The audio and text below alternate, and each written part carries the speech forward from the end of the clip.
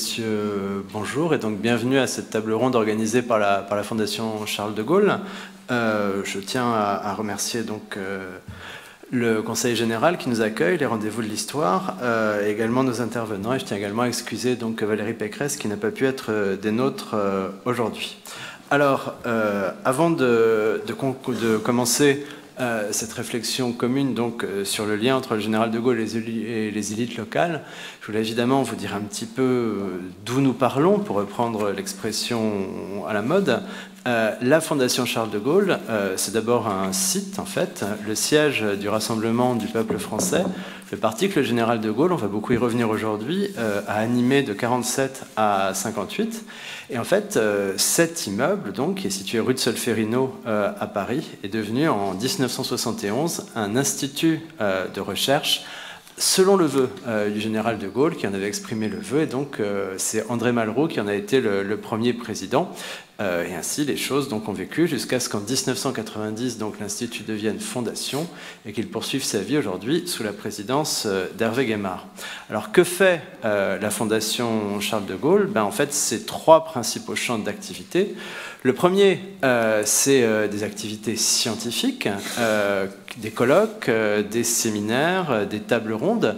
Je vous invite sur notre site à vous connecter, puisque nous avons une lettre numérique à laquelle l'abonnement est absolument gratuit, qui vous permet de prendre connaissance donc, de l'essentiel de nos activités, mais aussi finalement de bénéficier de ressources que nous mettons très très régulièrement en ligne.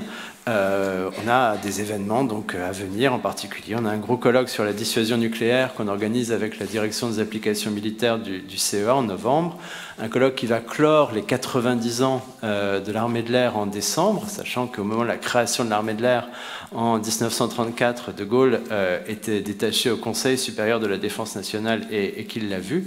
Et donc, évidemment, c'est des événements qui sont gratuits, qui sont ouverts à tous et qui donnent régulièrement lieu à des publications.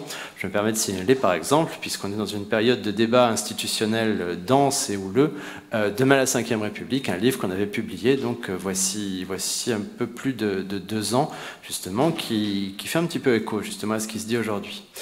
La Fondation, c'est aussi des activités pédagogiques, puisqu'on accueille très régulièrement des classes, qu'on a un lien extrêmement fort avec l'Inspection générale de l'éducation nationale, et là aussi, parce qu'on a pris en charge cette année la brochure du CNRD, Libérer et refonder la France, c'est une thématique éminemment gaulienne, et encore une fois, sur notre stand, qui se situe donc, alors pas dans la hologramme, mais juste en face, vous pouvez gratuitement donc, vous procurer cette brochure, puisqu'on y a pas mal travaillé, je dois avouer, cet été, et donc elle est absolument gratuite et diffusée dans tous les lycées de France, mais elle n'est pas réservée aux scolaires donc, qui vont se présenter à ce concours. Elle est aussi accessible à tout le monde et à tous ceux qui souhaitent avoir une réflexion sur la volonté véritablement chez le général de Gaulle de lier le combat pour la libération du territoire et le projet de reconstruction de la France qui va animer notamment les réformes de 44-45.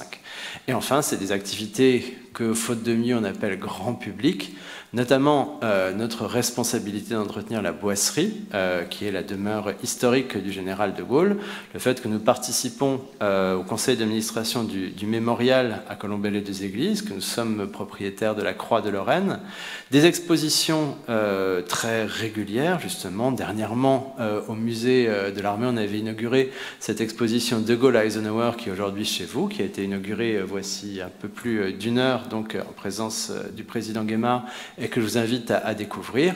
C'est aussi les programmes De Gaulle chez vous qui font qu'on se rapproche de collectivités locales, de municipalités, pour essayer de faire revivre donc un passé gaullien, parce que, et ça commence à nous amener à notre sujet, eh bien, De Gaulle a arpenté le territoire français, et De Gaulle a noué de nombreux liens justement avec les élus locaux. Et donc c'est cette histoire qu'on essaye de faire revivre, parce qu'un déplacement du général de Gaulle n'était jamais un déplacement anodin, il y avait toujours un message à faire passer, c'était toujours un moment de ferveur populaire, et donc c'était toujours quelque chose qui faisait sens et qui laissait une trace.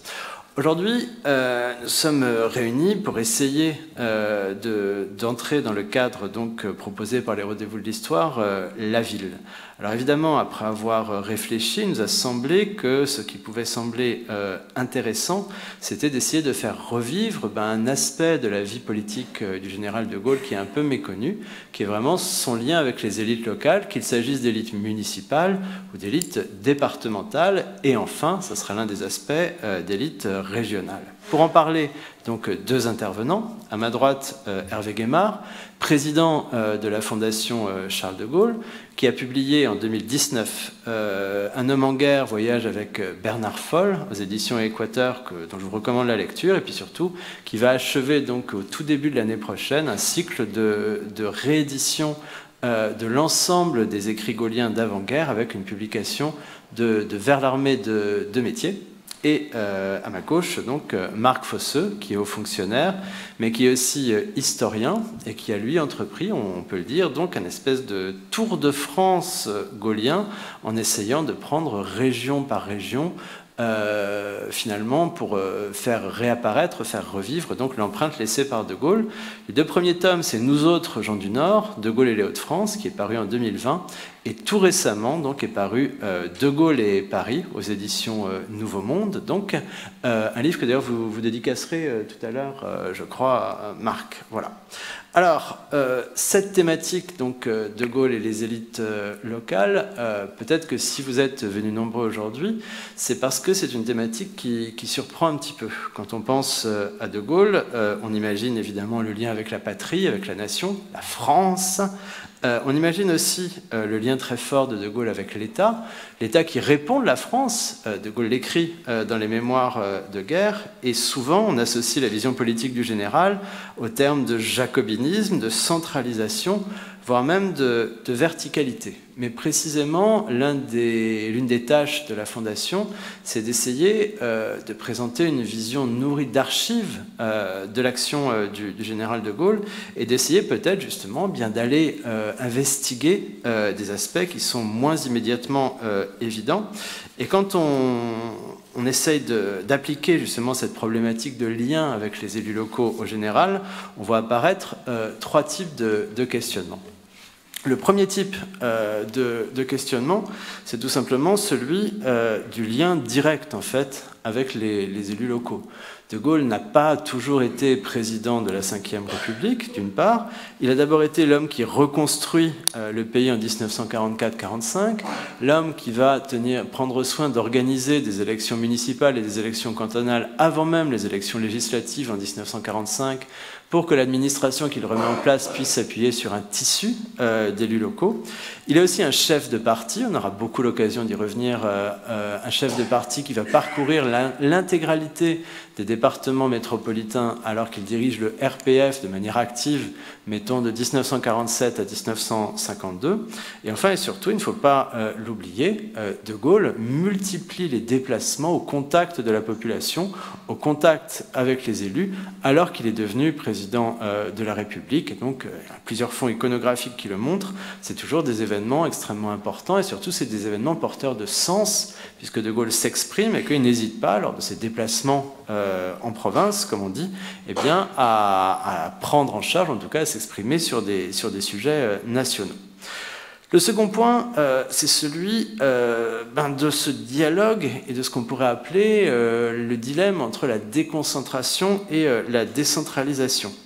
On connaît tous donc la formule du général lors du fameux discours de la Foire de Lyon, le 24 mai 68, je cite, « L'effort multiséculaire de centralisation ne s'impose plus à notre pays, et au contraire, ce sont les activités régionales qui apparaissent comme les ressorts de sa puissance économique de demain. » Il y a une politique régionale de Gaulle, une politique qui d'ailleurs s'inscrit dans une certaine forme de continuité, puisque c'est des gens comme Mendès France ou comme Edgar Faure qui la lancent sous la 4e. Mais ce qu'il faut comprendre, c'est finalement le sens qui est donné par De Gaulle à la régionalisation, ce qui se traduit d'abord par la création des CODER, les comités de développement économique et régionaux, en 1964, et puis ensuite, vous le savez, on en reparlera, par la tentative donc de réforme proposée aux Français par référendum en 1969, qui sera rejetée. Que sont les régions finalement pour De Gaulle? Est-ce que c'est un cadre de décentralisation? Est-ce que c'est une forme d'offensive contre des élites politiques locales essentiellement départementales qui ne lui sont pas forcément favorables? C'est extrêmement important justement puisque ça permet de situer la nature même de l'effort donc de Gaulle pour rapprocher l'État des citoyens, et ça permet également évidemment de se demander dans quelle mesure, bon, évidemment on se posera la question à la fin de cet échange, dans quelle mesure ce qu'a tenté d'inspirer De Gaulle dans les années 60 a pu nourrir ou ne pas nourrir évidemment le processus de décentralisation tel qu'on l'a connu à partir du début des années 80. Et enfin, le troisième point ce qui mérite réflexion, c'est finalement la conception que se fait De Gaulle de cette notion d'élite locale. Quelles sont ces élites finalement aux yeux du général? S'agit-il d'élites politiques? Ce qui est intéressant, c'est qu'il y a une expression qui est très récurrente dans le propos de Gaulle, qui apparaît en fait dès 1943, qui est la notion de force vive.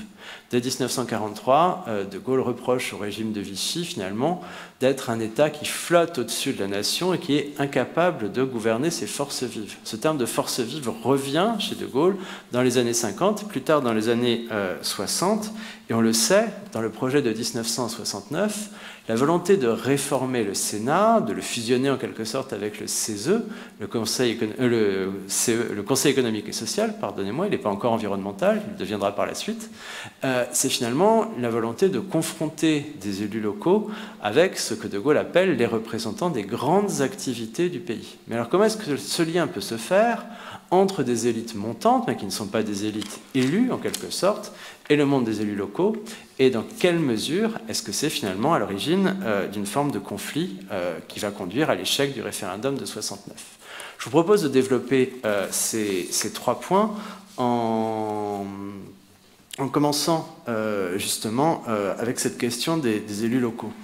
L'une des grandes richesses de la Fondation, ce sont les archives du RPF, le Rassemblement du peuple français. C'est sans doute quasiment le seul fonds de parti politique qui soit absolument complet.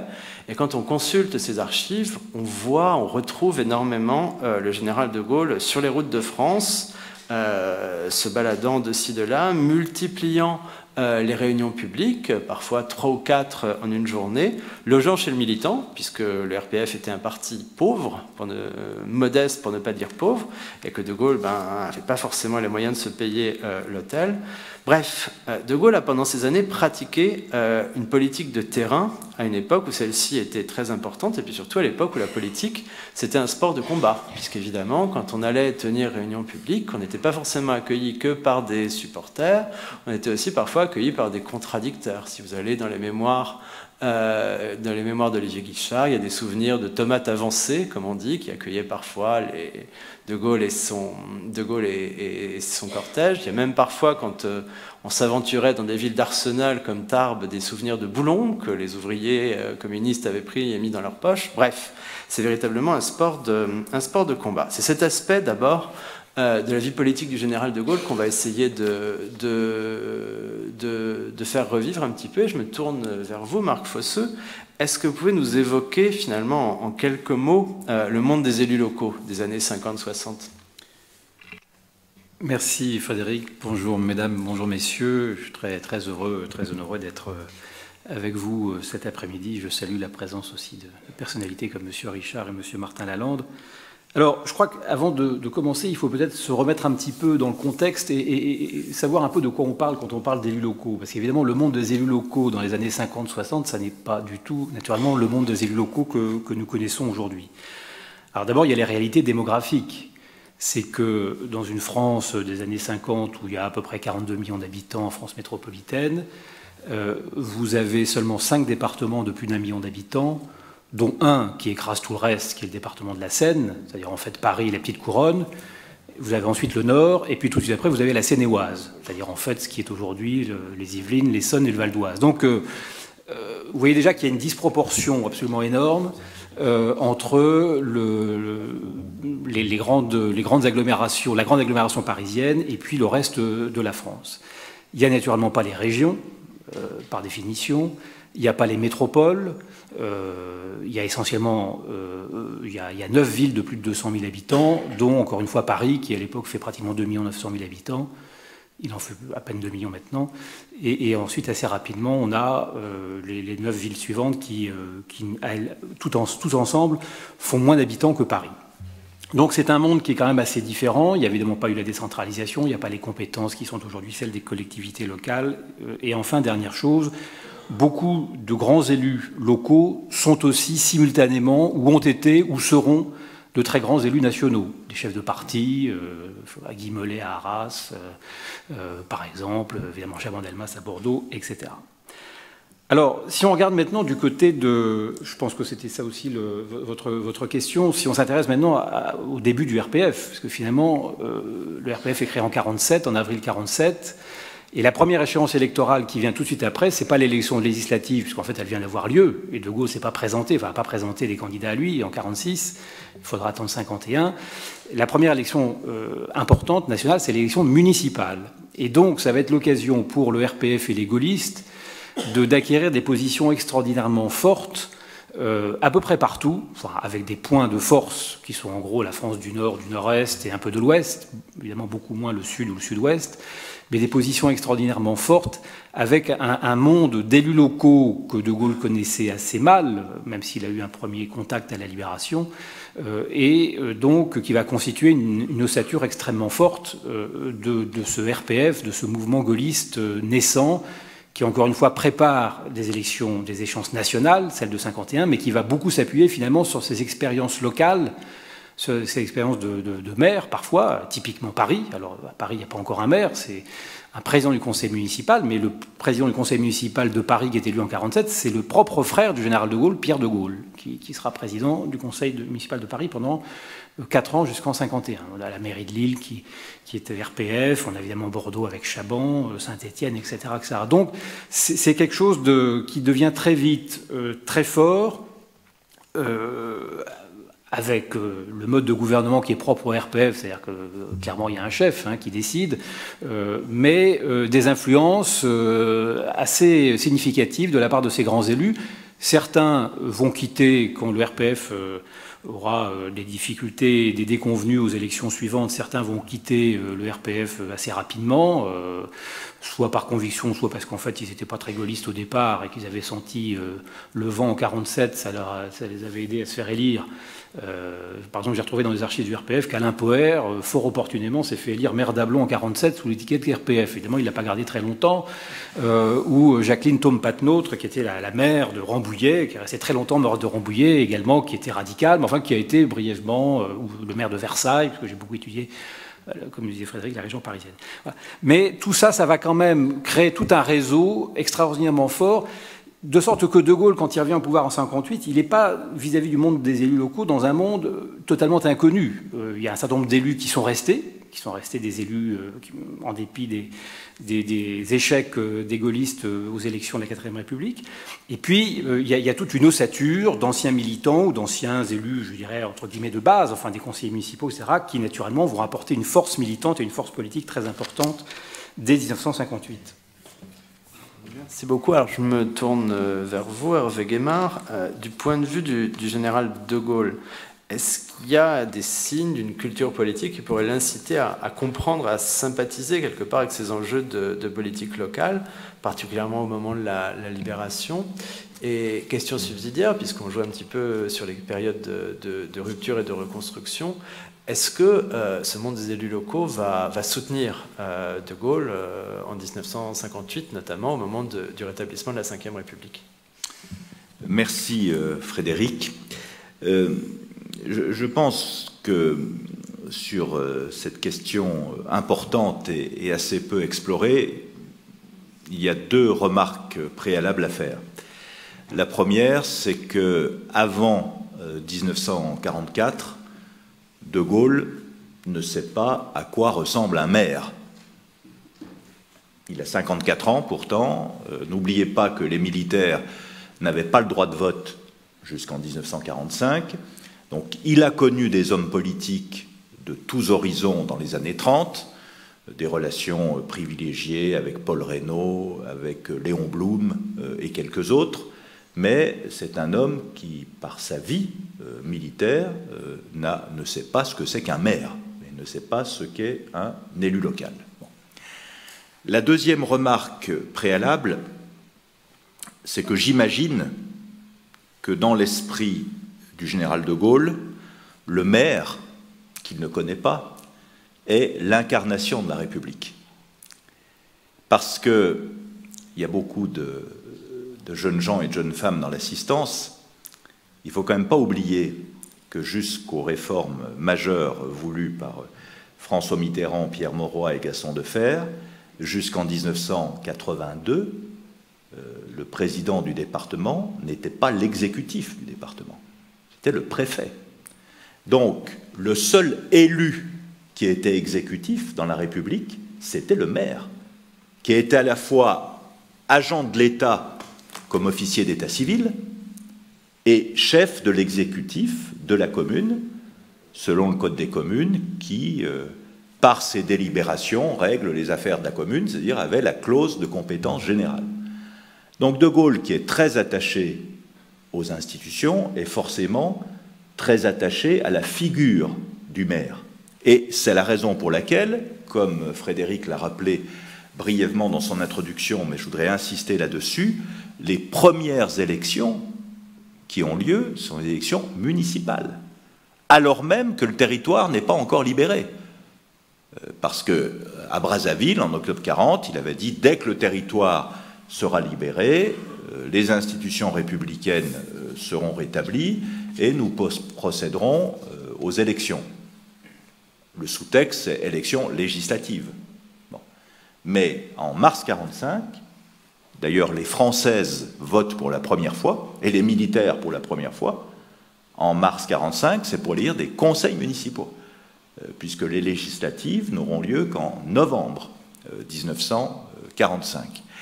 Et d'ailleurs, on aurait dû le mettre dans nos projections, mais je n'y ai pas pensé avant, vous allez sur Google et vous mettez De Gaulle, Cartier-Bresson. Vous savez, Henri Cartier-Bresson est un immense photographe qui a beaucoup suivi le général de Gaulle dans les années 40 et 50, et il y a des photos qui en disent plus qu'un long discours sur la relation entre De Gaulle et les élus locaux. Parce que, comme l'a dit Frédéric, que ce soit comme chef du gouvernement provisoire, comme patron du Rassemblement du peuple français dans les années 40-50, et ensuite comme président de la République, De Gaulle a été un arpenteur de la France.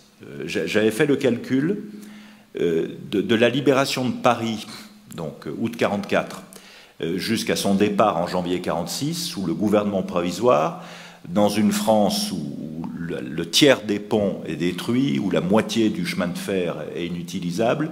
Il a fait une centaine de visites sur le terrain. On se demande d'ailleurs comment il faisait. Mais il y a une centaine de déplacements qui sont recensés rien qu'entre août 1944 et janvier 1946. Et évidemment, quand il arrive quelque part, qui l'accueille, c'est le maire. Alors d'abord, le président de comité de libération qui a été nommé parfois dans des conditions plus ou moins acrobatiques, et puis à partir de mars-avril 1945, c'est le maire élu. Donc je pense que cette figure du maire pour De Gaulle est extrêmement importante. D'ailleurs, il y a un discours de Malraux, je ne sais plus lequel, où il dit que le maire, ancien combattant de 14 avec un bras qui manque, les cheveux blancs et l'écharpe tricolore, est l'incarnation même de la République. Et ça, je pense que Malraux ne l'a pas inventé, c'est vraiment quelque chose qui est très important dans l'imaginaire gaullien.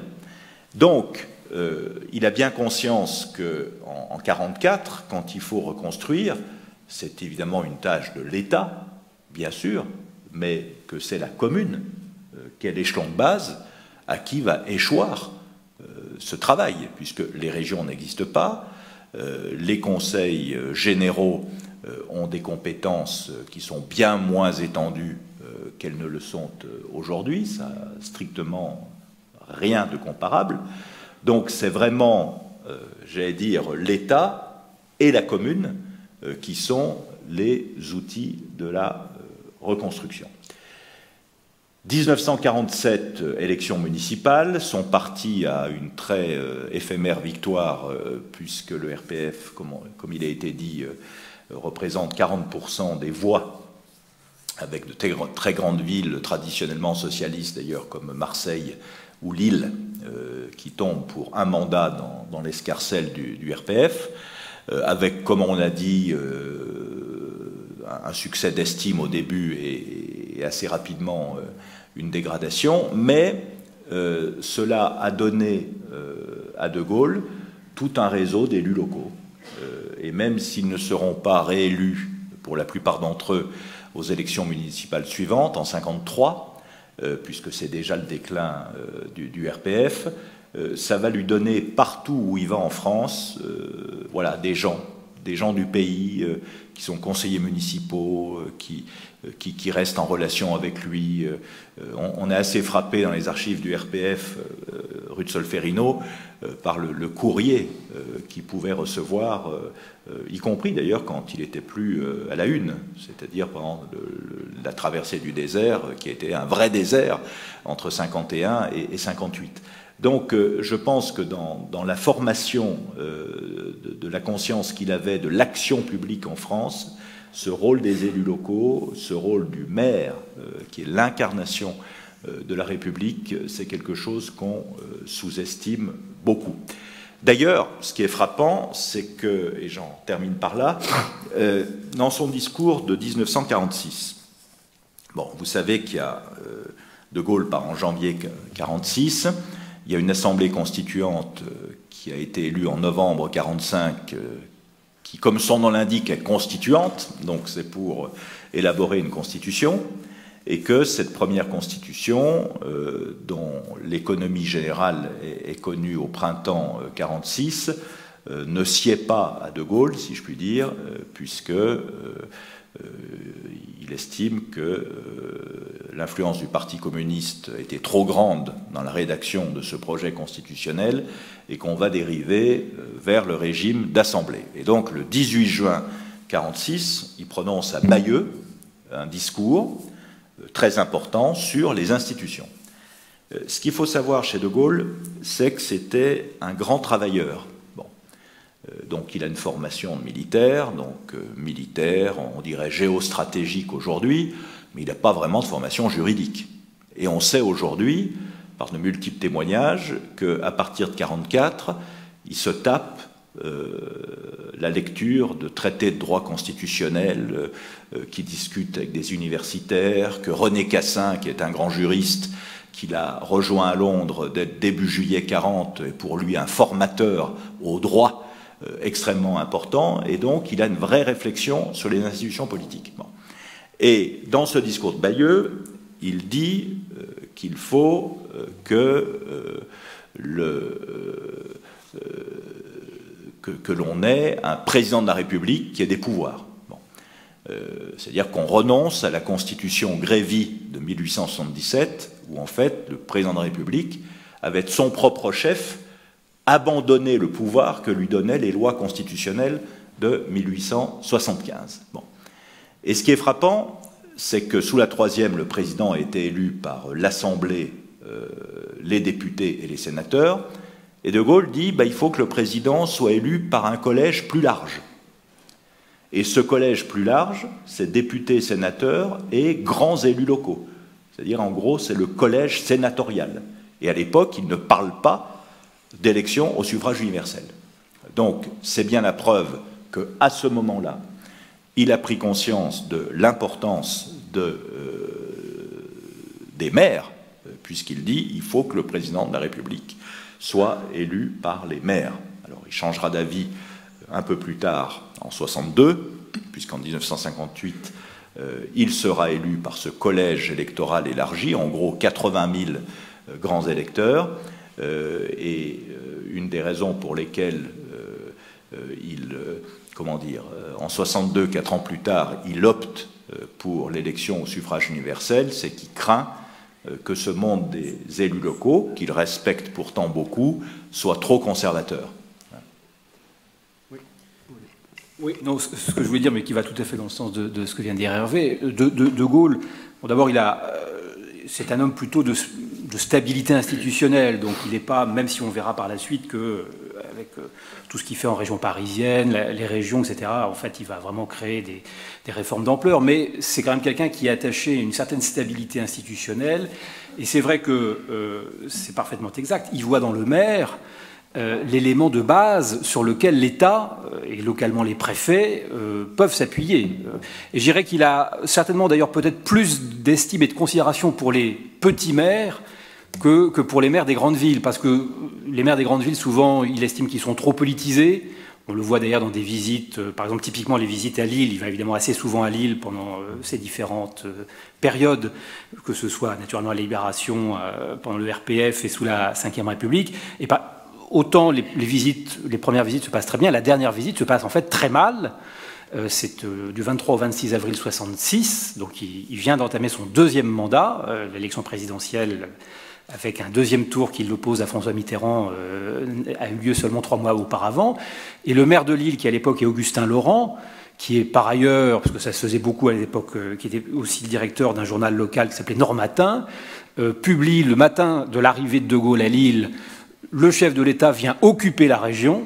Vous voyez un petit peu quand même je rappelle qu'Augustin Laurent était ministre à la Libération dans le gouvernement de Gaulle. Hein. Et De Gaulle n'est pas reçu en mairie. Alors que c'est évidemment le rituel classique, et à chaque fois De Gaulle s'y plie de bonne grâce. Même d'ailleurs, avant même la libération de Paris, on discutait avec Jean-François Murassiol, qui vient de sortir quand De Gaulle libère Paris, entre le 20 août et le 23 août, il visite tout l'ouest de la France, il passe notamment à Laval, au Mont, etc. À chaque fois, le rituel, la préfecture, la mairie, la cathédrale, enfin, c'était le rituel de l'époque, bon, et il salue les mains de tous les élus, tous les conseillers municipaux, ça. Bon. Et là, la visite avec Augustin Laurent, ça se passe très bien. Mais je pense que, et ce qui est très touchant aussi dans les archives, par exemple, des visites présidentielles, on voit souvent dans les dossiers qu'a conservé l'Élysée les discours, parfois écrits à la main par des maires de petites communes rurales, sur des cahiers d'écoliers. C'est très touchant. On voit d'ailleurs l'image, le prestige incroyable que De Gaulle a encore en tant que chef de l'État. Le climat n'est pas le même dans les grandes villes, où tout de suite il y a des enjeux politiques. Pour revenir au fameux voyage de 66, Guy Mollet, puissant Guy Mollet, maire d'Arras, patron de la fédération SFIO et secrétaire général de la SFIO et patron de la fédération du Pas-de-Calais, donne instruction à tous les maires du bassin minier de ne pas recevoir De Gaulle. Vous voyez dans quoi il y a un certain nombre qui désobéissent. D'ailleurs, ils le reçoivent quand même, parce que c'est quand même De Gaulle. Et donc, à Bruyères-en-Artois, etc., il est reçu. Voilà. Mais c'est pour vous dire quand même que, et on y reviendra après pour les réformes de la région, etc., c'est que, effectivement, De Gaulle considère que les maires ont un rôle absolument essentiel, mais il ne veut pas non plus qu'ils fassent trop de politique, quelque part. Pour eux, ce sont des rouages dans une organisation globale qui est évidemment pilotée par l'État, malgré tout. Hein. C'est une vision quand même assez classique. Merci beaucoup, Marc Fosseux. Alors justement, vous m'offrez la transition. Puisqu'il faut penser le rapport avec les élus locaux en termes de cadre, l'action réformatrice de Gaulle, c'est surtout l'action régionale.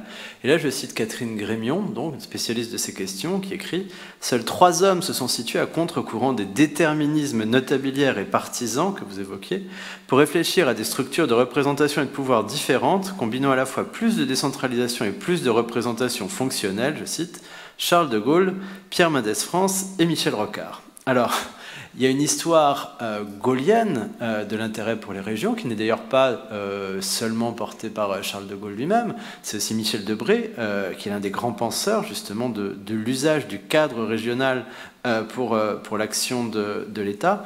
Mais bien évidemment, ces réformes qui vont être enclenchées par la 4e République, mais que De Gaulle va accentuer à partir de la réforme de 1964, elles vont être à l'origine d'une forme de conflictualité avec les élus locaux, et en particulier avec les élus départementaux.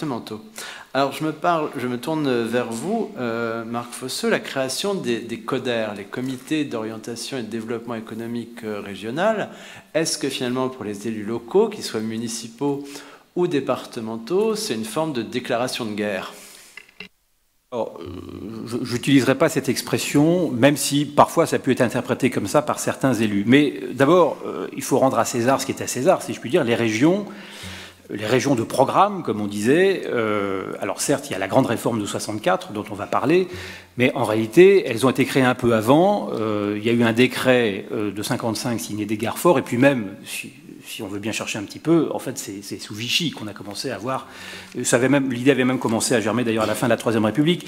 Et donc, quand De Gaulle arrive en 58, puis comme président de la République en 59, qu'est-ce que c'est que les régions? C'est essentiellement des circonscriptions qui évidemment sont supra-départementales, des circonscriptions d'action de l'État et des circonscriptions dans lesquelles on programme, en lien avec le plan, puisque c'était la grande affaire de l'époque, des circonscriptions dans lesquelles on programme en fait les investissements civils de l'État, encore pour l'essentiel. Il n'y a évidemment pas d'investissement des régions et assez peu des départements. Donc ça reste une structure assez étatique. Et comme l'a dit tout à l'heure Hervé, par ailleurs, ce sont des structures dans lesquelles, de toute façon, quoi qu'il arrive, l'exécutif est entre les mains de l'État, puisque c'est le préfet. Hein. Alors je parlerai peut-être un peu après du district de la région parisienne, parce que c'est encore un autre sujet.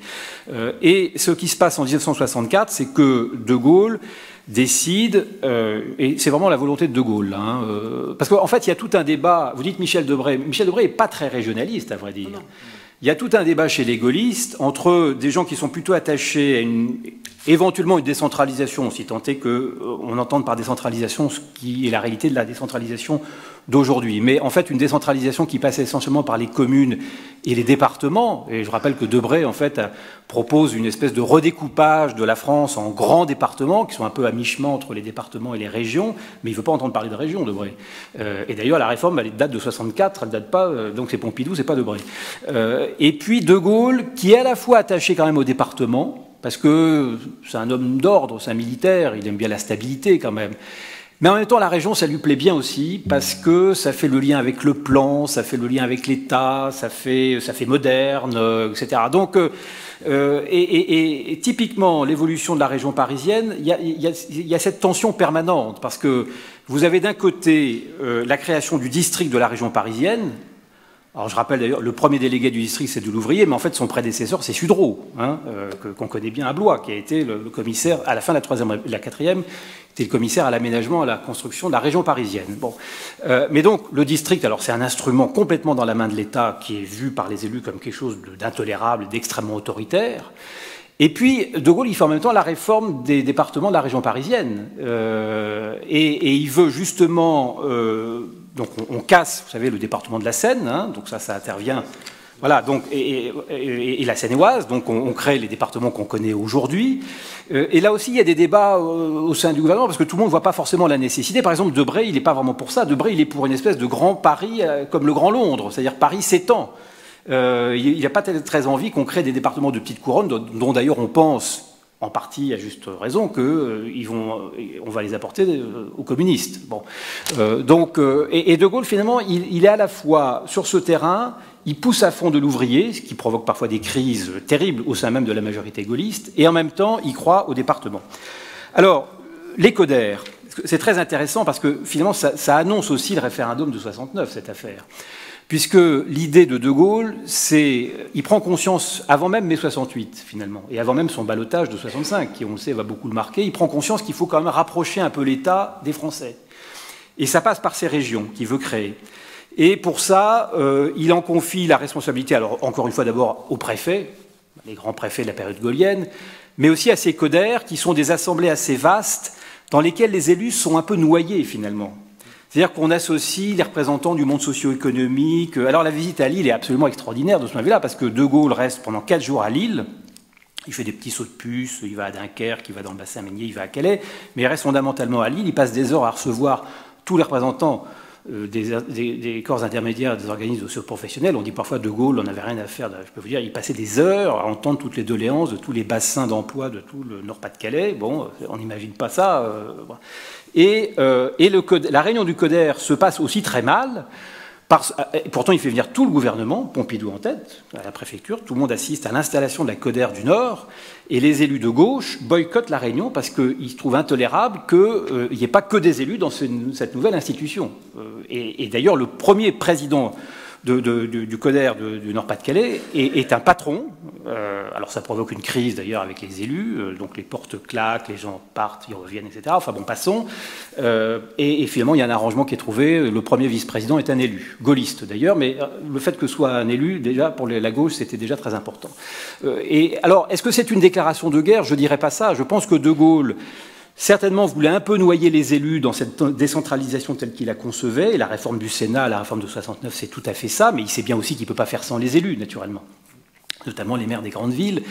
Mais il considère que pour finalement bien sentir les besoins des forces vives, il fait plus confiance quelque part aux représentants du patronat, des syndicats, à condition que ce ne soit pas trop politisés eux-mêmes, etc., qu'à des élus. Et donc, et on voit que quelques années après, quand Pompidou va reprendre en partie le projet régional sous la forme des établissements publics régionaux en 72, on va rester un petit peu encore dans cette logique. Ça n'est qu'après, avec la décentralisation de 82-83, que les assemblées régionales seront composées exclusivement d'élus, élus au suffrage universel direct. Alors, je me retourne vers vous avec Aymar pour prolonger la réflexion qu'a entamée Marc Fossé. Est-ce que finalement on peut dire que De Gaulle est décentralisateur, ou est-ce que la région c'est plus un cadre d'action pour une déconcentration des actions de l'État et également un cadre d'action pour l'aménagement du territoire et l'action de la DATAR qui est créée en 64? Je voudrais faire une remarque générale avant de répondre, enfin donner des éléments de réflexion sur cette question. La remarque générale est celle-là. Comme je l'ai dit, ce sont les élus locaux qui ont élu le général de Gaulle président de la République très nettement en décembre 1958, puisqu'il n'était pas le seul candidat, bien sûr. Il y avait un communiste, un doyen, un universitaire. Bon, il a fait quoi, 80%. Donc il a eu quand même, de la part de la France des élus locaux, une vraie confiance en 1958. Les choses se gâtent ensuite, pour deux raisons. La première, c'est la question de l'Algérie, parce qu'il y avait sans doute un certain nombre d'élus locaux qui n'étaient pas d'ailleurs liés à la question algérienne, mais qui étaient sur une ligne conservatrice en matière coloniale. Ça, c'est le premier élément.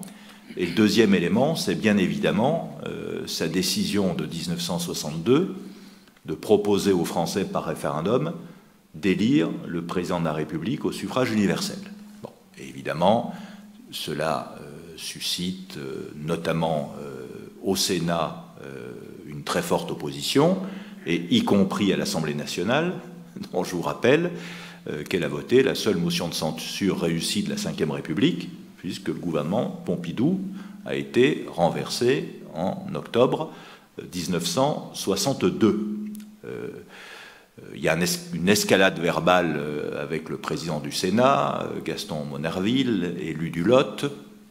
Donc, à partir de ce moment-là, il y a quelque chose qui se passe mal entre le général de Gaulle et les élus locaux, sur des sujets d'ailleurs qui ne sont pas liés à la gestion des collectivités locales, mais qui sont liés à des sujets politiques nationaux. La preuve en est, c'est qu'il y a une complète distorsion entre la couleur politique de l'Assemblée nationale et celle du Sénat. Et pendant très longtemps, je dis jusqu'aux élections de 68, qui ne sont pas très représentatives, parce que comme il le dira lui-même, ce furent les élections de la trouille, le parti gaulliste a la majorité absolue à l'Assemblée nationale. À l'époque, il y a 477 ou 18 députés à l'Assemblée nationale. C'était avant que Mitterrand en crée 100 de plus pour les législatives de 86. Donc il y avait plus de la moitié, il devait y avoir 250 députés gaullistes, je n'ai pas le chiffre précis en tête. Hein ? Il y avait la majorité absolue. Oui, donc 250 députés gaullistes. Au même moment, les sénateurs gaullistes étaient 25. Voilà. Donc cela dit tout. Et d'ailleurs, le premier gaulliste à être élu président du Sénat, ce sera 3 décennies plus tard Christian Poncelet. Donc ça montre bien, comme baromètre, le Sénat est un bon baromètre. Et d'ailleurs, des leaders de la 4e République resteront en fonction comme sénateur ou président de conseil départemental très longtemps. Par exemple, le ministre résident en Algérie, le socialiste Robert Lacoste, sera encore président du conseil général de la Dordogne en 1970. 70, voilà. Donc, comme disent les mathématiciens, il y a une très forte hystérésis, si je puis dire, entre ce qui se passe à l'Assemblée nationale et ce qui se passe au Sénat, qui est le baromètre, si je puis dire, des forces politiques au plan local. Donc il faut bien avoir ça en tête sur cette décennie 60. Alors après, pour répondre à la question, il y a un mot qu'on n'a pas encore prononcé, qui est celui d'aménagement du territoire. Puisque la grande affaire de la Ve République, c'est l'aménagement du territoire. De Gaulle, on sait qu'il a lu Paris et le désert français d'un géographe qui s'appelait Gravier, qui est paru en 1947, donc qui déjà pointait l'hypertrophie de la capitale et le sous-développement ou le mal-développement du reste de la France. Et donc, De Gaulle, en 1958, décide de se colter à cette question. Et c'est pourquoi, en 1963, est créée la DATAR, la délégation à l'aménagement du territoire et à l'action régionale. Et qui nomme-t-il à la DATAR? Un de ses plus proches, Olivier Guichard, qui n'a encore jamais été ministre, mais qui a été son chef de cabinet pendant toute la 4e République, qui est son homme de confiance. Donc, s'il confie cette mission à Olivier Guichard, qui lui-même est maire de La Baule, c'est pas par hasard. Et on n'imagine pas aujourd'hui l'importance qu'a eu la délégation à l'aménagement du territoire, puisque les décisions prises par la DATAR, qui étaient placées auprès du Premier ministre, s'imposaient à tous les ministères, et y compris pour entrer dans la technique quand il y avait les conférences budgétaires avec la direction du budget. Donc ça, c'est au niveau technique, pas politique. Pendant les conférences budgétaires, il y avait un représentant de la DATAR qui vérifiait que les orientations liées à l'aménagement du territoire soient bien respectées dans les choix budgétaires. Et donc, pour De Gaulle, cet aménagement du territoire est quelque chose de majeur. C'est ainsi que sont nées les villes nouvelles dans la région parisienne avec le plan de l'ouvrier, l'aménagement touristique de la côte aquitaine et de la côte languedocienne, les préfigurations du TGV, les préfigurations du schéma directeur autoroutier, etc. Le plan neige pour les stations de ski de mon département natal, et d'élection, etc., etc. Donc on sous-estime complètement aujourd'hui le poids au début de la Ve République de l'aménagement du territoire. Donc de ce point de vue-là, la région est plus une circonscription d'action régionale, si je puis dire. C'est une circonscription d'action régionale avec une impulsion de l'État. Et n'oublions pas qu'à l'époque, sur le plan de la sociologie administrativo-politique, c'est l'âge d'or des grands corps d'ingénieurs. Les ingénieurs des mines, les ingénieurs des ponts, les ingénieurs du génie rural et de la forêt, voilà, tous ces grands corps techniques ont fait la France de la 4e République et continuent à faire la France de la 5e République. Donc, dans l'esprit de Gaulle, je pense qu'à ce moment-là, enfin en tout cas au début de la 5e, quand sont mises en place les grandes orientations, la région n'est pas du tout imaginée comme une collectivité territoriale. C'est une circonscription d'action de l'État pour être plus efficace, puisqu'on dépasse le cadre étroit des départements.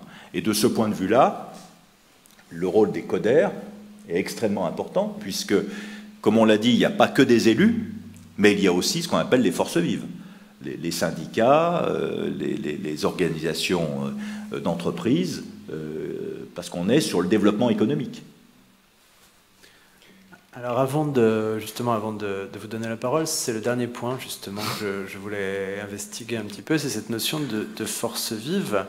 De Gaulle en appelle aux forces vives en fait dès la guerre, c'est un terme qui est très récurrent dans son discours, mais on a l'impression, que c'est un petit peu des forces qui n'arrivent jamais, ou en tout cas qui lui manquent, notamment au moment du référendum de 69.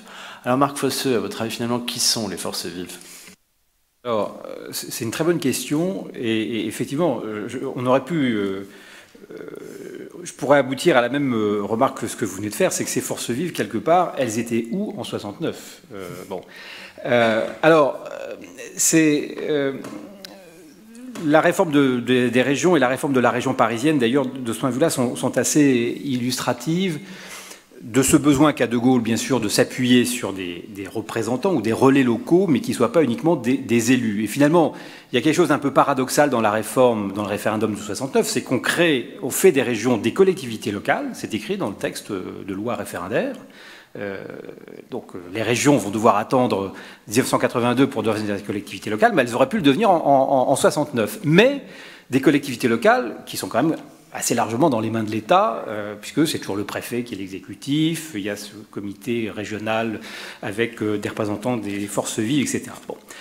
Alors, je dirais, les forces vives, enfin en tout cas les relais sur le terrain de l'État, parce que finalement c'est un petit peu cette conception qu'a De Gaulle, il y a d'abord un rôle, et Hervé vient de le dire, il y a d'abord un rôle éminent de l'élite technocratique. Il faut quand même dire les choses. Alors, ce ne sont évidemment pas des gens qui sont désignés par la population, mais ce sont donc des hauts fonctionnaires, évidemment les préfets, les ingénieurs, etc., qui, malgré tout en étant des agents de l'État aux ordres du gouvernement, sont aussi sur le terrain, j'oserais pas dire dans les territoires, qui est une expression qui n'existe évidemment pas à l'époque de De Gaulle, mais qui, quelque part, sont capables de faire remonter au pouvoir central les besoins et les aspirations des populations. Parce que De Gaulle, quelque part, comme on l'a dit, se méfie un peu des élus, aussi parce qu'il a tendance à voir dans les élus des gens qui s'estiment propriétaires de leur territoire. Il y a une phrase que j'ai relevée dans un compte-rendu de conseil restreint à propos de la réforme de la région parisienne et la réforme de Paris, réforme, encore une fois, considérable, et souvent De Gaulle est allé contre la volonté des élus de Paris, de la région parisienne, qui pourtant était très très largement gaullistes, je peux vous le dire. Mais il y a des débats assez durs, et De Gaulle est obligé de peser de toute sa personne pour faire le redécoupage des départements, pour faire le district, pour faire le schéma directeur, etc. Parce qu'en fait, ce sont les élus, même gaullistes, qui n'en veulent pas. Bon. Et donc là, De Gaulle, c'est d'ailleurs le dernier conseil restreint qui préside sur la région parisienne, le 13 décembre 68, et il finit par s'emporter, j'ai retrouvé ça dans le compte-rendu, par s'emporter et dire, mais de toute façon, le Conseil de Paris et le Conseil de Paris, le gouvernement et le gouvernement, et l'État et l'État. Il n'est pas question que le Conseil de Paris ait le dernier mot, parce que Paris est à la France avant d'être à Paris. Phrase qu'on pourrait méditer encore aujourd'hui. Bref. Et donc, sur qui il compte s'appuyer De Gaulle, finalement ? Oui, alors c'est les forces, bien sûr, syndicales, patronales, etc., mais avec qui il a aussi des relations qui ne sont pas toujours très faciles. Alors, les syndicats type CGT, évidemment, les relations ne sont pas faciles. Les syndicats agricoles, les relations sont très difficiles. Il a des relations épouvantables avec la FNSEA. En revanche, le rôle des jeunes agriculteurs, par exemple, et Hervé pourra en témoigner, est très important. Et donc, il sent aussi qu'il y a derrière ces vieilles institutions syndicales, etc., il y a une jeunesse, il y a des gens entreprenants, il y a une élite aussi économique. Par exemple, il va inaugurer, on l'a complètement oublié, mais il va inaugurer le nouveau campus d'HEC à Jouy-en-Josas en juillet 64, donc il y a 60 ans, et il tient un discours aux jeunes élèves d'HEC qui est tout à fait intéressant, qu'on pourrait reprendre assez largement aujourd'hui. Et on voit qu'il compte aussi sur cette nouvelle génération de jeunes patrons, qui est un monde qu'il ne connaît pas très bien en réalité, mais les jeunes hauts fonctionnaires, les jeunes patrons, voire les jeunes syndicalistes, que ce soit les syndicalistes agricoles et autres, voire des associations familiales, des associations d'étudiants, etc.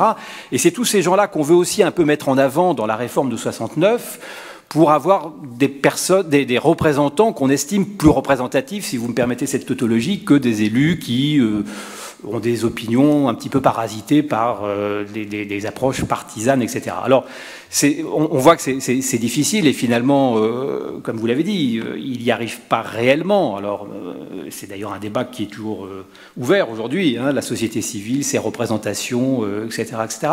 Mais je crois que c'était vraiment sa volonté, alors non pas de supprimer naturellement les élus, il savait qu'il devait s'appuyer sur eux aussi, il savait parfois aussi les séduire, De Gaulle était parfois capable de beaucoup de grandes capacités de charme politique, même si il faisait passer aussi des choses de façon parfois un peu autoritaire, mais il sentait qu'il y avait une nouvelle génération dans cette France très jeune aussi, hein, de France des années 60, avec des gens jeunes qui arrivent aux responsabilités un peu partout, aussi dans les universités. Bon, il espérait peut-être que l'université évolue d'une autre manière, mais et donc il comptait s'appuyer un peu sur tout ce monde-là. Bon, force est de constater que ça n'a pas complètement pris, c'est vrai, notamment au vu de l'échec du référendum de 69.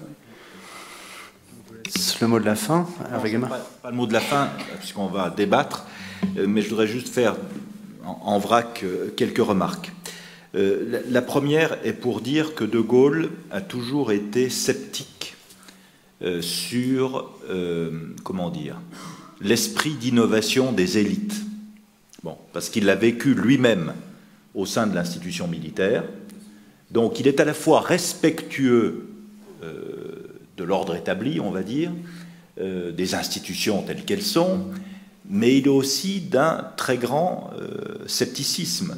Bon, je l'ai dit sur le plan militaire, mais il le prouve ô combien sur un sujet qui est peu exploré, parce qu'en France, on ne s'intéresse pas à l'économie suffisamment, c'est les décisions qu'il a prises à la fin de 1958 en matière économique et monétaire, et européenne, puisque quand Jacques Rueff lui présente son plan à l'automne 58, je rappelle qu'il y a non seulement des mesures d'économie budgétaire et de désindexation, ça c'est des choses assez classiques, il y a la création du nouveau franc, du retour à la convertibilité du franc, et surtout la diminution de 90% des droits de douane pour entrer dans l'Union européenne, et s'il est bien dans la communauté économique européenne.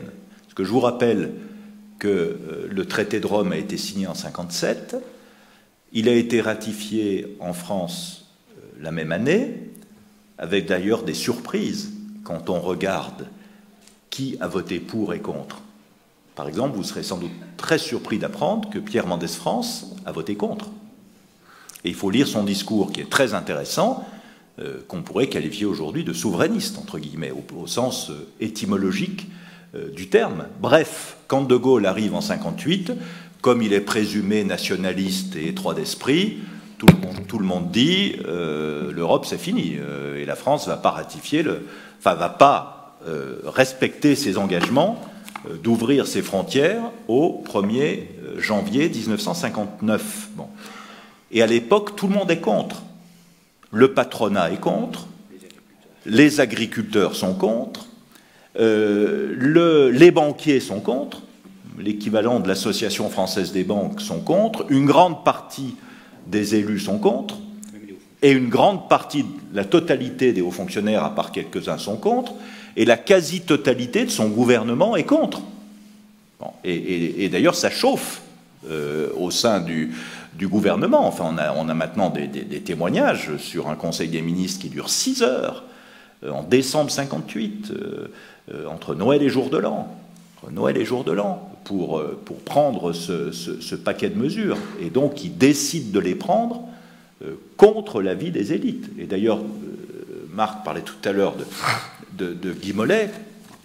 Les relations Guy Mollet et De Gaulle sont extrêmement intéressantes. Il y aurait un livre à écrire, parce que Guy Mollet donc, est maire d'Arras, il est président de la SFIO, donc le Parti socialiste de l'époque. C'est un homme qui est beaucoup critiqué aujourd'hui parce qu'il a mené une politique très guerrière en Algérie, et c'est ce qu'il a coupé d'ailleurs d'une partie de la jeunesse de gauche à l'époque. Mais c'est un grand républicain qui est une figure, je trouve, extrêmement intéressante. Et en 1958, quand au mois de mai 1958, il semble que De Gaulle puisse revenir au pouvoir, il fait une grande conférence de presse au Palais d'Orsay, et il y a un journaliste qui lui dit alors, que pensez-vous de ce que dit M. Guy Mollet dans les couloirs? Bon, De Gaulle dit « Je ne sais pas ce que dit M. Guy Mollet, mais je me souviens très bien qu'en 1944, j'ai été avec lui au balcon de l'hôtel de ville d'Arras à la Libération, et j'ai beaucoup d'estime pour cet homme, etc. » Et il termine ce premier propos en disant voilà pour l'affection que je lui porte. C'est quand même rare que De Gaulle dise l'affection pour un homme politique. Et après, il dit quant aux propos qui ont été rapportés, etc., etc. Et Guy Mollet ne fait pas de déclaration publique, mais il dit c'est pas vrai, en 1944, j'étais pas à Arras quand De Gaulle est venu. Mais pour De Gaulle, il était avec lui à Arras. Et alors De Gaulle réplique après, c'est la visite à Arras en septembre 1959, il dit mais je n'ai fait que devancer la réalité. Voilà. Alors ils sont vraiment sur le balcon en 1959. Donc c'est quand même intéressant. La figure de Guy Mollet, pour lui, c'est évidemment le patron du Parti socialiste, mais c'est un maire. Voilà. Et donc même si le maire le boycotte ou fait boycotter par les maires des communes minières du bassin minier, du bassin houiller, c'est quand même un maire. Donc De Gaulle, il a cette méfiance vis-à-vis des élites, et donc et dans les élites, il y a certains élus locaux. Voilà. Et donc il y a une partie aussi du malentendu, c'est qu'ils considèrent qu'ils sont trop conservateurs. Dernière petite remarque, on a dit que De Gaulle arpentait la France dans tous les sens, et il l'a fait de 1944 à 1969. Je rappelle que quand il était président de la République, il a visité tous les départements, au moins une fois, et parfois plusieurs, qu'il dormait toujours sur place, et qu'il allait dans toutes les sous-préfectures. C'est-à-dire qu'il ne se contentait pas d'aller au chef-lieu, à la va-vite, il dormait sur place à la préfecture et il visitait toutes les sous-préfectures. Et ce qui est très frappant dans les discours qu'il prononce, notamment dans les petites communes, parce que parfois il s'arrête au bord de la route pour des étapes qui n'étaient pas prévues dans le cérémonial, donc il y a toujours le maire qui l'accueille, c'est là où on voit les photos de Cartier-Bresson dont je parlais tout à l'heure, c'est des propos au bord de la route, qui dure 5-10 minutes. Bon. Il parle de sujets locaux, on a ça dans les archives, où il parle d'adduction d'eau avec les maires, alors que c'est le gros sujet, hein, l'adduction d'eau à l'époque, on a complètement oublié, hein, l'eau et l'électricité, encore dans la France des années 60, ce sont les gros sujets. Bon, donc il parle d'eau et d'électricité aux maires, et chaque fois, il y a un développement sur la situation nationale et internationale. Et donc, ça, c'est extrêmement frappant. C'est qu'il y a toujours un triptyque, sujets locaux, sujets nationaux et sujets internationaux, même s'ils s'expriment que 10 minutes, ce qui montre, par parenthèse, la considération qu'il porte à ses interlocuteurs, qu'ils ne cantonnent pas dans leur rôle d'élus locaux. Bien, merci beaucoup Hervé Guémin, merci Marc Fosseux. On a couvert les trois axes, donc les trois champs de réflexion annoncés. Maintenant, je me tourne vers vous, donc pour vous proposer de réagir ou de questionner nos intervenants. Qui veut commencer ? Oui.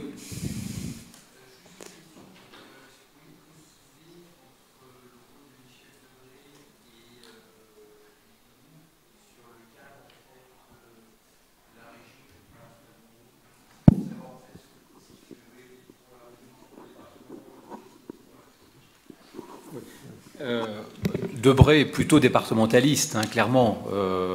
Il avait fait un livre sous la 4ème République où il proposait un redécoupage de la France, je crois en 47 ou 45 grands départements. Hein, voilà. Il n'était pas très régionaliste, et Pompidou d'ailleurs l'est pas vraiment non plus, parce que, alors certes, la réforme de 64 se fait alors que Pompidou est Premier ministre.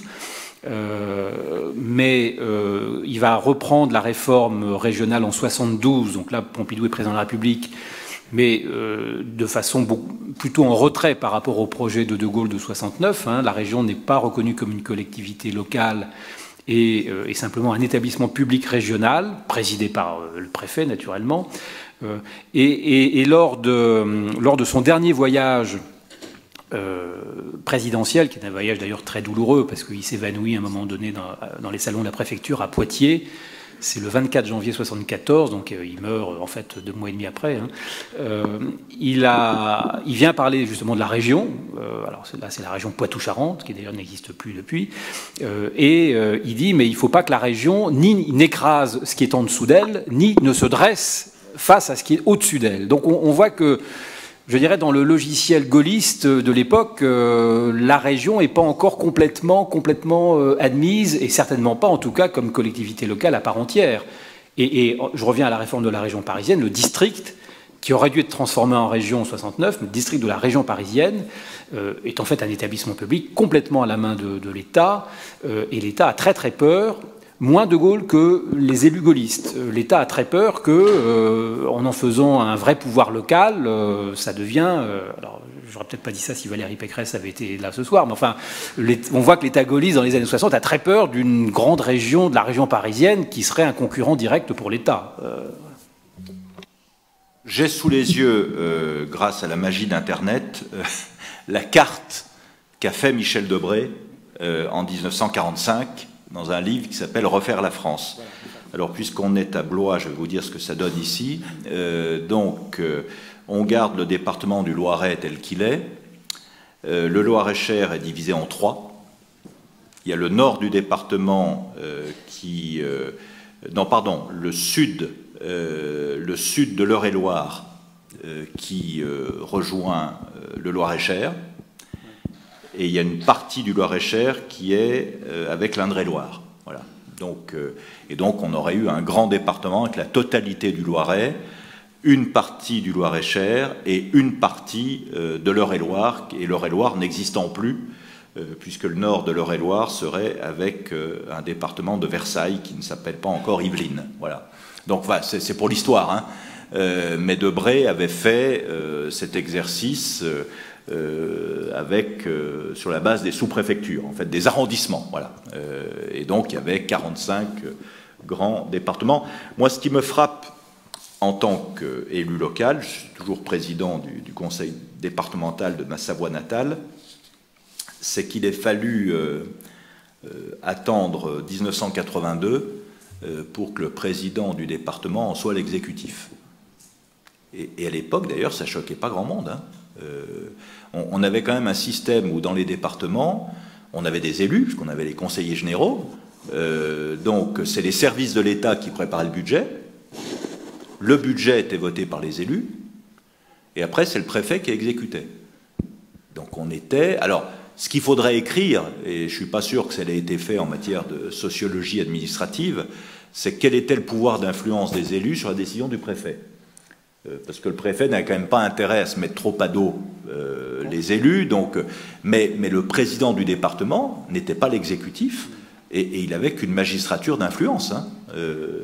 Quand on regarde par exemple Paris avant la réforme de 75 en fait, hein, donc c'est pas De Gaulle, là c'est Giscard qui fait l'élection du maire au suffrage universel. Donc Paris c'est un président du conseil municipal, l'exécutif de Paris c'est encore le préfet, mais en réalité on se rend compte que les élus parisiens ont déjà un rôle, un pouvoir très important, et notamment, il y a un personnage à l'époque qui jouit d'un pouvoir considérable dans l'administration parisienne, c'est le rapporteur général du budget, alors qui était très longtemps Christian de la Malène, qui était un proche de Michel Debré, et le rapporteur général du budget, qui était un élu, hein, avait plus de pouvoir que le président du conseil municipal. Il avait un pouvoir financier, et le préfet ne pouvait pas aller contre lui, en clair. Hein. Donc, même dans un statut encore très traditionnel de Paris, avec un exécutif assumé par le préfet, une assemblée aussi puissante est difficilement contournable, même par le pouvoir central. Donc on voit que, bien sûr, il fallait aller dans le sens de ce qui a été fait, mais il y avait quand même une capacité d'influence très forte de la part des élus, ou quand un président, j'imagine que quand un président du conseil général était par ailleurs ministre, ou voire président du conseil, etc., bon, on imagine que le rapport de force avec le préfet, tête de l'exécutif du département, était sans doute d'une façon un petit peu particulière, quoi, hein. On va prendre une autre question. Oui, monsieur. On va vous donner un micro.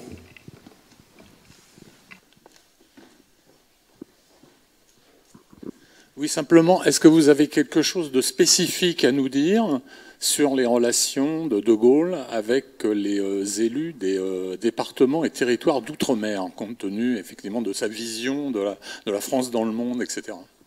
C'est une excellente question.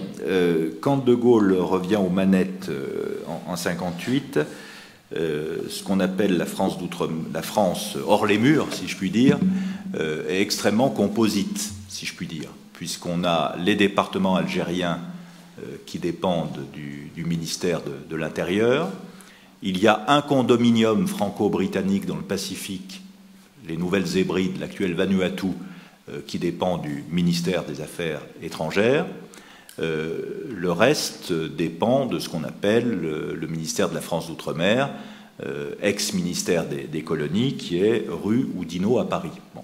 Quand je parle du reste, ce reste est extrêmement composite, lui aussi, puisqu'il y a à la fois les vieux territoires d'Ancien Régime, c'est-à-dire les Antilles, la Guyane, Saint-Pierre-et-Miquelon et la Réunion, et puis les territoires qui sont devenus français essentiellement sous le Second Empire et la Troisième République, c'est-à-dire la Polynésie, la Nouvelle-Calédonie, Wallis et Futuna, Djibouti, les Comores, Madagascar, les pays de l'Afrique équatoriale française et de l'Afrique occidentale française. Donc c'est un ensemble qui est extrêmement composite. Alors De Gaulle connaît bien l'Afrique en 1958, parce qu'il y a passé la guerre, puisque Brazzaville est capitale de la France libre à partir d'octobre 1940 jusqu'à Alger 1943, donc il a parcouru l'Afrique dans tous les sens, et y compris dans les années 50. Le Pacifique, il n'y est jamais allé jusqu'à 1956, où il fait un voyage en bateau d'ailleurs, assez mémorable, où il passe par la Guyane, les Antilles, le canal de Panama, la Polynésie, les Hébrides et Wallis et Futuna. Donc il connaît, et il est allé à La Réunion la première fois en 1953, il retournera après en 1959, et il est allé aussi très souvent aux Antilles. Et je ne pense pas à Saint-Pierre-et-Miquelon, sauf si je me trompe, avant d'avoir été président de la République. Bon. Toujours est-il qu'il connaît parfaitement tout ça. Dans le référendum de 1958 pour la constitution de la Ve République, où tous les Français sous toutes les latitudes ont voté, dans les territoires ultramarins, le oui voulait dire aussi le oui à la France. Dire oui, on est pour la Constitution, et oui, on veut rester français. Bon, et il y a un seul pays, et d'ailleurs, il fait un voyage pendant l'été 58 incroyable, vu son âge et l'état des avions de l'époque, des avions militaires de l'époque. Donc il fait, pendant tout le mois d'août 58, il parcourt l'Afrique et Madagascar, et à Brazzaville et à Tananarive, il dit, voilà, si vous voulez l'indépendance, prenez-la. Bon. Et il y a un seul pays qui prend l'indépendance, c'est la Guinée, qui vote non. Qui a un leader qui s'appelle Sékou Touré, qui est très charismatique et qui a emporté le non. Donc, à la fin de 1958, il n'y a qu'un seul pays qui quitte la France, la communauté, comme on dit à l'époque, c'est la Guinée de Sékou Touré. Tous les autres restent dans la communauté. La décolonisation des territoires d'Afrique subsaharienne se fait très rapidement, puisque tous les pays seront indépendants à la fin des années 60. Alors certains sont très heureux d'accéder à l'indépendance, d'autres moins. Mais en tout cas, De Gaulle considère que les indépendances sont irréversibles et il les encourage. Et il y a un dernier conseil de la communauté qui se tient à Saint-Louis du Sénégal en juin ou mai 1960. Il y a un discours très intéressant du général, c'est pas le lieu d'en parler, mais ce discours est très intéressant sur le plan politique. Bon. Donc, ce qui veut dire qu'à partir de 60, nord-est dans l'outre-mer que ce qu'on appelle, et ce n'est pas péjoratif, les vieilles colonies de l'Ancien Régime, en réalité. Bon. Et là, il y a une distinction qui est faite entre les départements d'outre-mer et les territoires d'outre-mer. Bon. Les départements d'outre-mer ont été créés en 1946, à la demande du Parti communiste. Ça s'est fait après le départ du général de Gaulle en janvier 1946. Le Parti communiste est très fort à La Réunion, un peu moins fort aux Antilles, mais quand même très puissant. Et donc, les communistes disent, et notamment un député très important du Parti communiste réunionnais qui s'appelle Paul Vergès, disent qu'il faut faire des départements d'outre-mer pour assimiler les départements d'outre-mer à la métropole. Parce qu'on ne veut pas être des citoyens de seconde zone, on n'est pas des colonies, on est la France. Donc c'est un discours très nationaliste, en fait, que mènent à ce moment-là les communistes dans les départements d'outre-mer. Et donc cette loi est votée en 1946, et les départements d'outre-mer quittent le ministère de la France d'outre-mer pour rallier, si je puis dire, le ministère de l'Intérieur. Bon. Donc, quand De Gaulle revient au pouvoir, on a ces départements d'outre-mer que sont les colonies d'Ancien Régime, donc la Guyane, Guadeloupe, Martinique, Saint-Pierre-et-Miquelon et Réunion, et les territoires qui n'ont pas souhaité accéder à l'indépendance en 1958 sont des territoires d'outre-mer.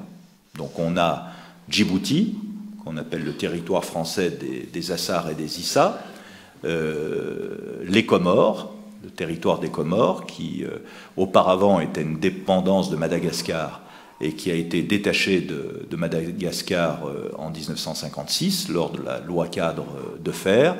Et puis, ça peut paraître plus anecdotique, mais c'est important, les terres australes et antarctiques françaises qui ont été créées sous forme de territoire d'outre-mer en 1957, après l'année géophysique internationale. Donc, pendant la période gaullienne de la Ve République, même s'il peut y avoir ici ou là des difficultés, il n'y a pas vraiment de sujet dans les départements d'outre-mer. En revanche, on sait que dans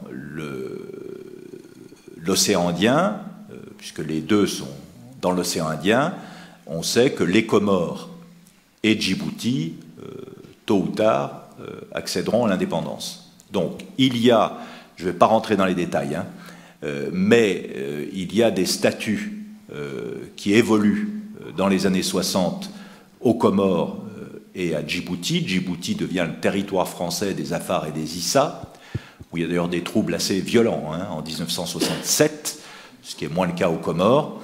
Et donc ces deux territoires accéderont à l'indépendance, Djibouti en 1977 et les Comores avec l'épineuse question de Mayotte à partir de 1973, Pierre Messmer étant ministre d'État chargé de l'outre-mer.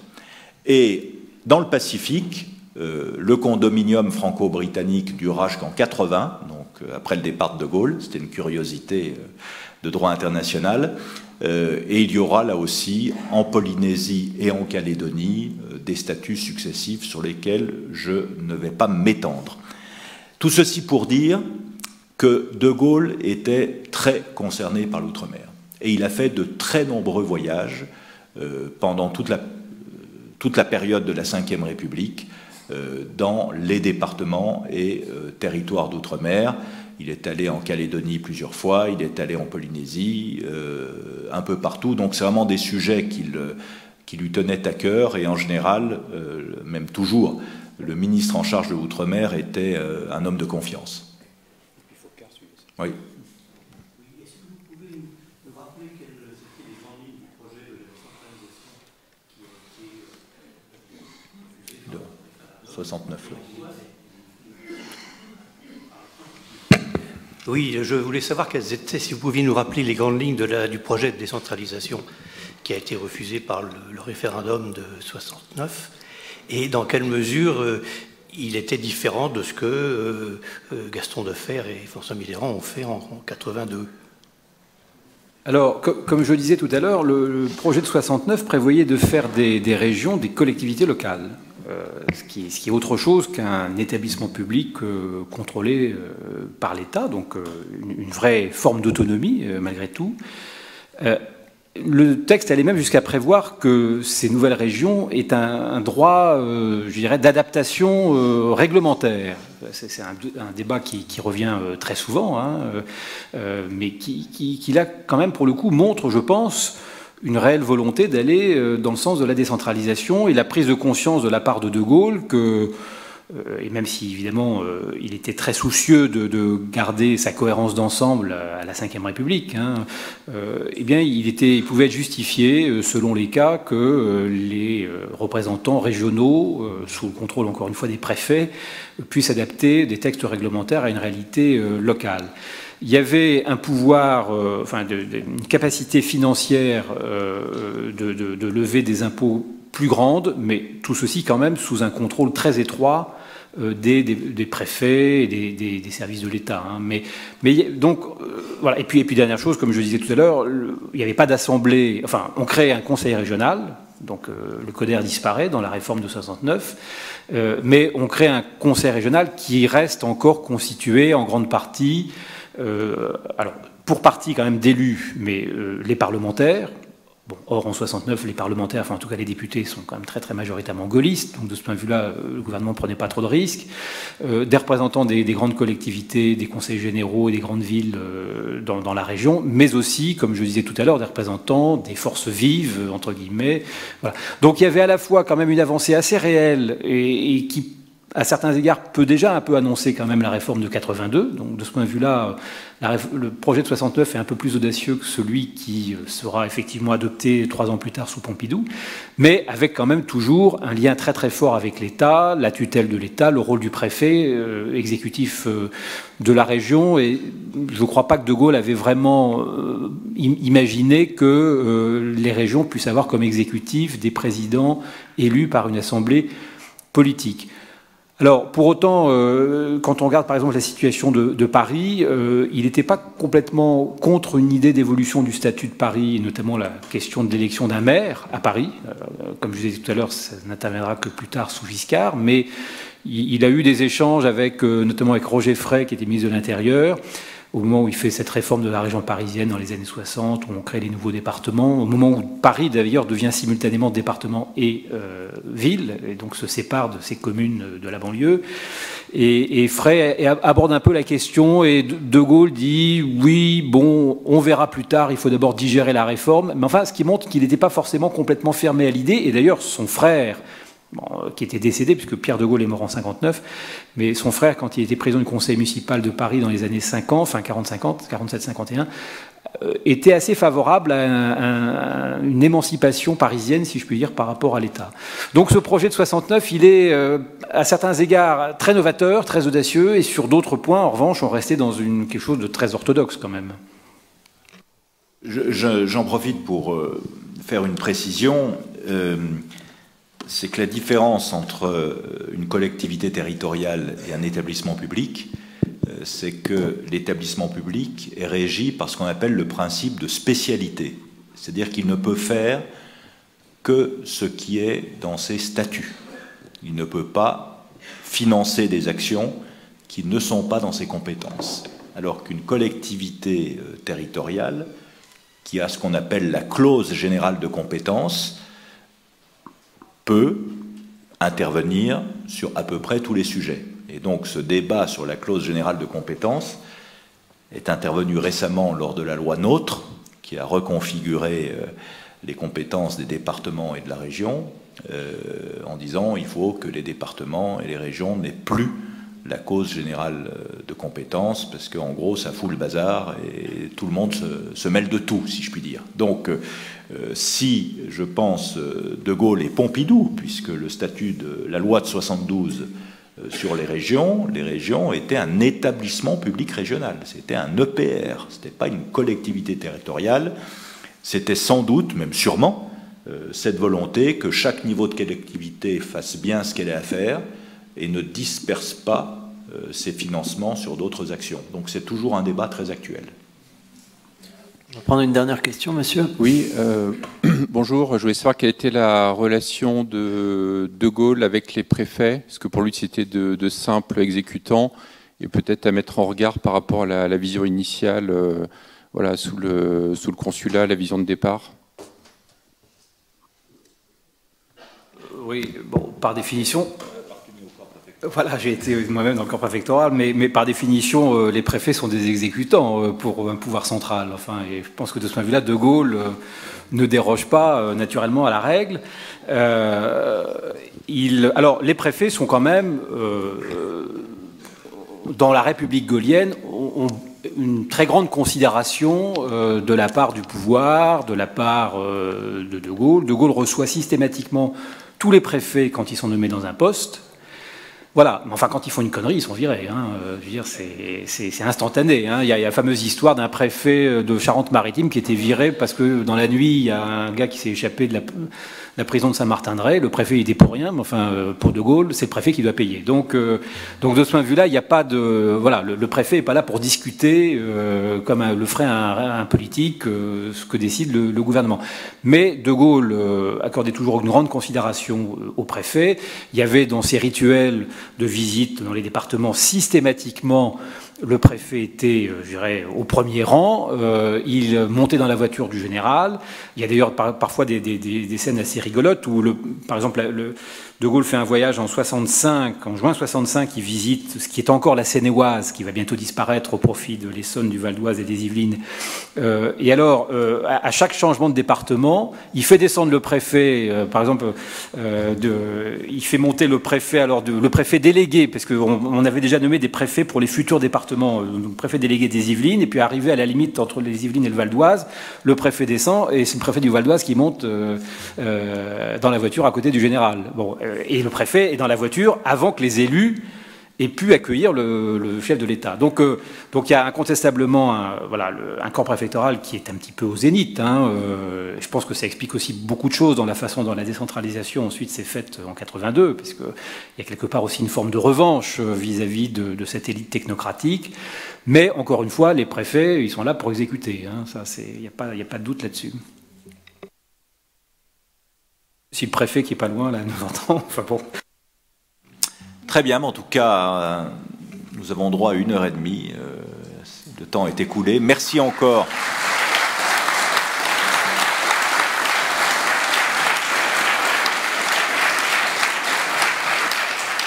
Merci infiniment. Je vous rappelle que Marc Fosseux donc dédicacera son ouvrage sur le stand de Nouveau Monde, et je vous rappelle que dans la Halograin, et je vous rappelle que au stand de la Fondation Charles de Gaulle, vous pouvez vous procurer absolument gratuitement la brochure du CNRD Libérer et refonder la France. On en a imprimé un certain nombre, et donc la voici. Merci Monsieur le Président. Donc elle vous attend.